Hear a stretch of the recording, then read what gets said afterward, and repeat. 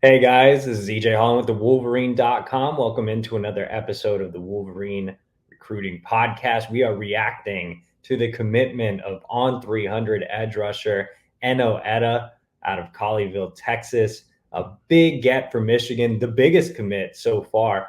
Etta is actually the highest ranked of the Michigan commits in the 2023 class. Michigan moves back into the top 25 in the on three consensus team recruiting rankings at a top 150 player nationally. Actually ranked as a defensive lineman, but Michigan really likes him as a bigger edge. So, what is Michigan getting in Enow Etta? They are getting a high ceiling prospect. Eno is right at about 6'5", 255 pounds. So that's a bigger edge already. Etta should not add any more weight to his frame moving forward. I think you just kind of play at that weight this season and let Ben Herbert kind of take care of the rest in terms of development. I know there's been some talk that he could play with his hand in the dirt, maybe grow into a three and play some five. But Michigan really does like him as an edge guy. He's a really long prospect. He's been training as more of a pass rusher. That's what he really enjoys doing as well. Mike Elston, Michigan's new defensive line coach, obviously has a great track record of not just developing talent, but also finding talent. And as soon as he arrived at Michigan, he made Etta one of his top overall priorities. And the interesting thing about Etta is he's kind of moved around a lot. I think I think he was born in Seattle. He's lived in Africa. He moved from Florida to Texas before starting up high school. So he's moved around a lot and didn't really play football.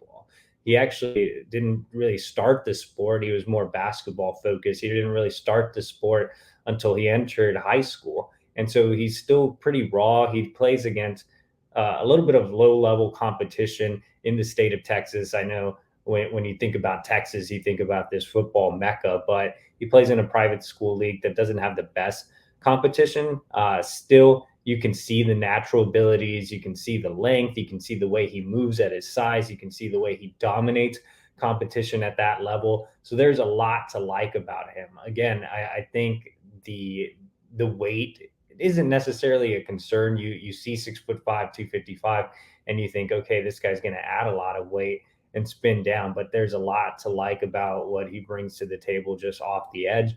And he's kind of similar in the way he plays to Aiden Hutchinson. I mean, that he told me that's one of the guys he really models his game after. So I'm not saying Etta is going to be Aiden Hutchinson. That's obviously hard to do, but they share similarities in terms of frame and what they do on the field. And again, Etta really kind of looks up to Hutchinson and what he can do. He had a chance to meet both Hutchinson and David Ajabo on his official visit this summer. And so that was really a cool thing for him to kind of experience.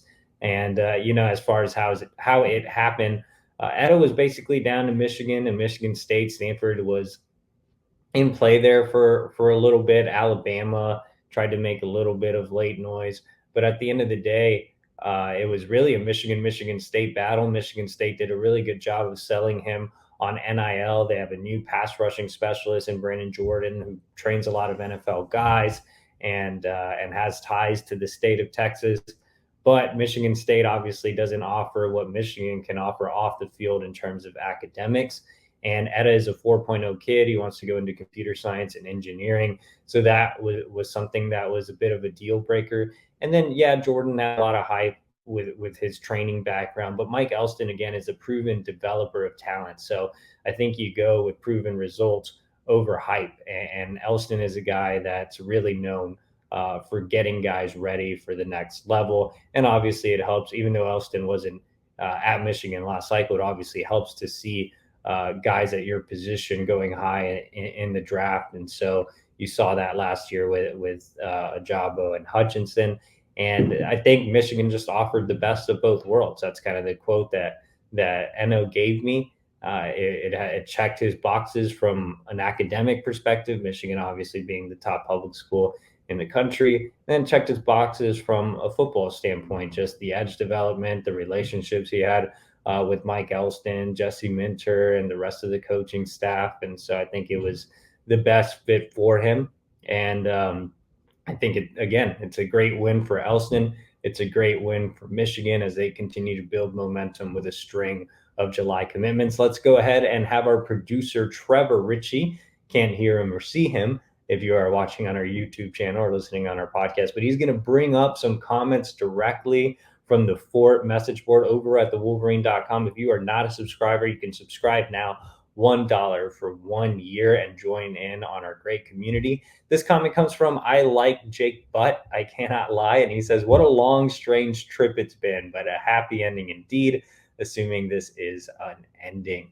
So yeah, it was a really interesting recruitment. I mean, Michigan State was considered the leader for a long time, and things kind of flipped going into June.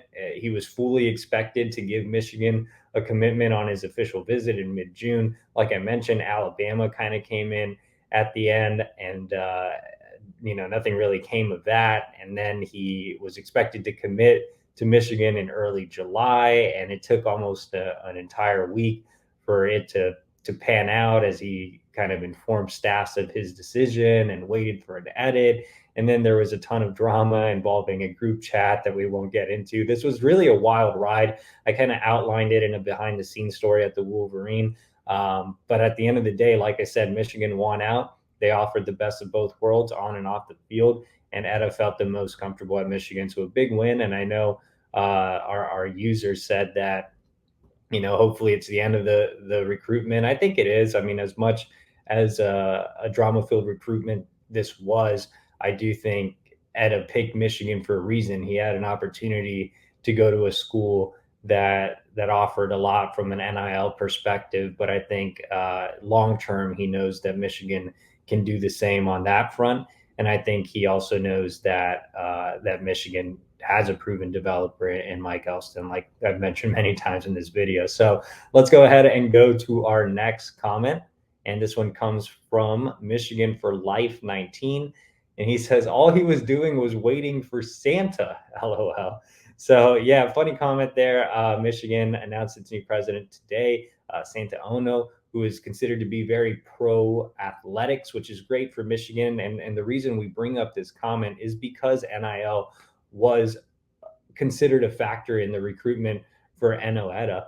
And with Michigan having a president that is now pro athletics, I think that's going to help NIL for the team. The Michigan's never going to really enter the gray areas of pay for play, but the more guys can make on the team, the higher, the quote unquote base salaries can be for position groups. I think that obviously makes it an easier sell on the recruiting trail. And, when you look at a school like Michigan State and you look at a school like Michigan, there's really no comparison from an academic or development standpoint.